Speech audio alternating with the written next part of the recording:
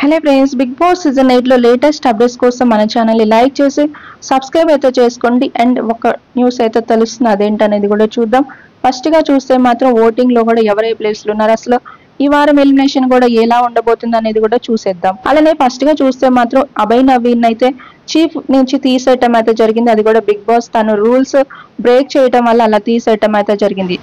తను నష్టం చేసుకోవటమే కాకుండా అలానే తన టీమ్ లో ఉన్న యష్మి, అలానే ప్రేరణ, అలానే మణికంఠ, ఆదిత్య హోమ్, నబిల్, వీళ్ళకి కూడా చాలా నష్టం అయితే జరిగింది. వాళ్ళకు కూడా చీఫ్ కంటెండర్స్ గా అయ్యే ఛాన్సెస్ కూడా లేకుండా బిగ్ బాస్ అయితే చాలా పెద్ద వార్నింగ్ అయితే ఇచ్చేసినట్టు తెలుస్తుంది అనమాట. ఇక ఈ వారం చూస్తే మాత్రం నిఖిల్ ఒక్కడే చీఫ్ గా ఉండే ఛాన్సెస్ అయితే ఉన్నాయి. తను ఒక టాస్క్ అయితే పెట్టారు, అది కూడా సోనియాకి, నిఖిల్ కి. ఈ టాస్క్ లో తను విన్ అయ్యాడు.